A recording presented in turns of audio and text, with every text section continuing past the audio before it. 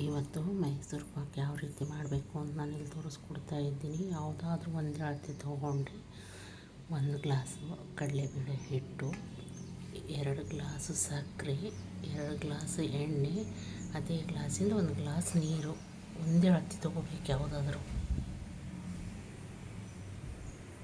ಇಲ್ಲಿಗೆ ಒಂದು ಪ್ಯಾನ್ ತೊಗೊಂಡು ಒಲೆ ಹೊತ್ತಿಸ್ಕೊಂಡು ಒಲೆ ಮೇಲೆ ಪ್ಯಾನ್ ಇಟ್ಕೊಳ್ಳಿ.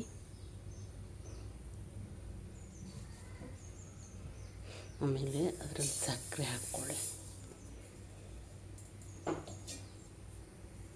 2 ಗ್ಲಾಸ್ ಸಕ್ಕರೆ, 1 ಗ್ಲಾಸ್ ನೀರು ಹಾಕ್ಕೊಂಡು ಸಕ್ಕರೆನ ಚೆನ್ನಾಗಿ ಕರಗಿಸ್ಕೊಳ್ಳಿ. ಮೊದಲಿಗೆ ಲೋ ಟು ಮೀಡಿಯಮ್ ಫ್ಲೇಮ್ನಲ್ಲಿ ಒಲೆ ಇಟ್ಕೋಬೇಕು. ಯಾವಾಗಲೂ ಸ್ವೀಟ್ ಮಾಡೋ ಹೊತ್ತಿಗೆ ಭಾಳ ತಾಳ್ಮೆಯಿಂದ ಮಾಡಬೇಕಾಗುತ್ತೆ.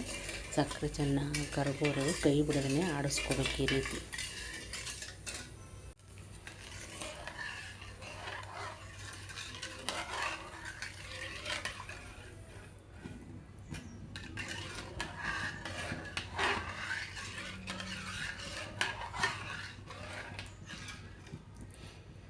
ನೋಡಿ 5 ನಿಮಿಷ ಆಯಿತು. ಈ ರೀತಿ ಚೆನ್ನಾಗಿ ಸಕ್ಕರೆ ಕರಗಬೇಕೆಲ್ಲನೂ.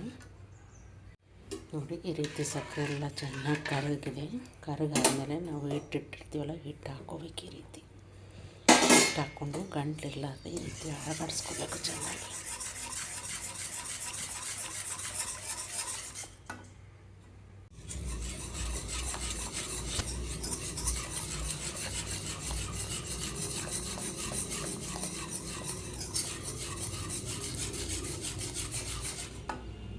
ಹಿಟ್ಟು ಕಲಸ್ಕೊಂಡಾದ್ಮೇಲೆ ಇದು ಗಟ್ಟಿ ಆಗೋವರೆಗೂ ನಿಧಾನ ಉರಿಯಲ್ಲಿ ಚೆನ್ನಾಗಿ ತಳಕ್ಕೆ ಹಿಡ್ಕೊಳ್ಳೋ ಇದೇ ರೀತಿ ಅಳಾಡಿಸ್ಕೋತಾ ಇರಬೇಕು. ಇದನ್ನು ನೋಡಿ ಕೈ ಬಿಡದೇ ಆಡಿಸ್ಕೊತಾ ಇರಬೇಕು. ಇಲ್ಲಿ ಕುದ್ಕೋತಾ ಇದೆ, ಇದೇ ರೀತಿ ಕುದ್ಕೋತ ಇದು ಗಟ್ಟಾಗಿಬಿಡ್ತದೆ. ಈಗ ಆಲ್ರೆಡಿ ಇಲ್ಲಿ 5 ನಿಮಿಷ ಆಯಿತು. ಇದೇ ರೀತಿಯಿಂದ ಗಟ್ಟಾಗುವವರೆಗೂ ಇದನ್ನು ಹೀಗೆ ಕೈ ಆಡಿಸ್ಕೋತಾ ಇರಬೇಕು. ನೋಡಿ 10 ನಿಮಿಷ ಆಯಿತು. ಸ್ವಲ್ಪ ಗಟ್ಟಾಗಿದೆ. ಇನ್ನೂ ಒಂದು 5-10 ನಿಮಿಷ ಬೇಕಿದ್ದಕ್ಕೆ.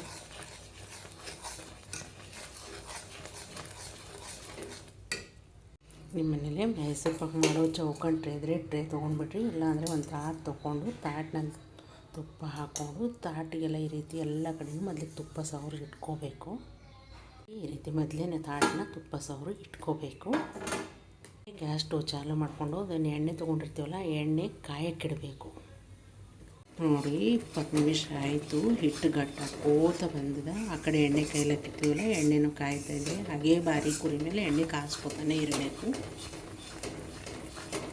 ನೋಡಿ ಹೀಗೆ ಬಬಲ್ಸ್ ಬರ್ತಾ ಇದೆಯಲ್ಲ, ಈ ರೀತಿ ಹಿಟ್ಟು ಬಬಲ್ಸ್ ಬರಬೇಕು. ಈಗ ಇದ್ರ ಮೇಲೆ ಕಾಯ್ತಾ ಇರುವ ಎಣ್ಣೆ ಹಾಕ್ಕೊಂಡು ನಾನು ತೋರಿಸ್ತೀನಿ ಯಾವ ರೀತಿ ಹಾಕೋಬೇಕು. ಎಣ್ಣೆ ಕಾಯ್ತದೆಲ್ಲ ಈ ರೀತಿ ಎಣ್ಣೆ ಹಾಕ್ಕೊಂಡು ಇದನ್ನು ತಿರುಗಿಸ್ಕೊತಾ ಹೋಗ್ಬೇಕು. ಇದೇ ರೀತಿ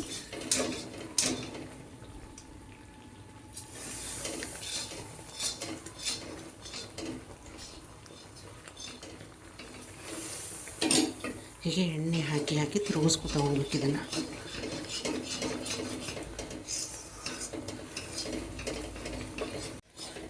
ನೋಡಿ ಈ ರೀತಿ ಎಲ್ಲ ಎಣ್ಣೆ ಹಾಕಿ ಆಡಿಸಿದ್ಮೇಲೆ ಈ ರೀತಿ ಜಾಳ ಆಗ್ತದೆ. ಇದು ಜಾಳಗಣ ತಾಟ್ನಲ್ಲಿ ನಾವು ತುಪ್ಪ ತಾಟ್ನಲ್ಲಿ ಹಾಕ್ಕೋಬೇಕು. ಇದು ಹುಷಾರಿದಿಂದ ಹಾಕ್ಕೊಂಡ್ರೆ ಮೈ ಕೈ ಮೇಲೆಲ್ಲ ಹಾಕ್ಕೊಳ್ಳೋಕೆ ಹೋಗ್ಬಾರ್ದು.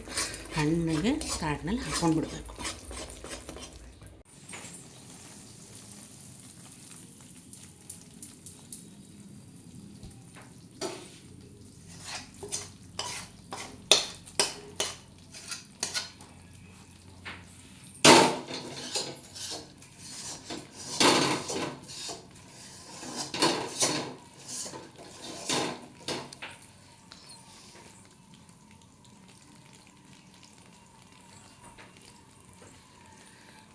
ಈ ರೀತಿ ಹಾಕಿಬಿಟ್ಟು ಒಂದು 10 ನಿಮಿಷ ಆರಕ್ಕೆ ಬಿಡಿದಕ್ಕೆ.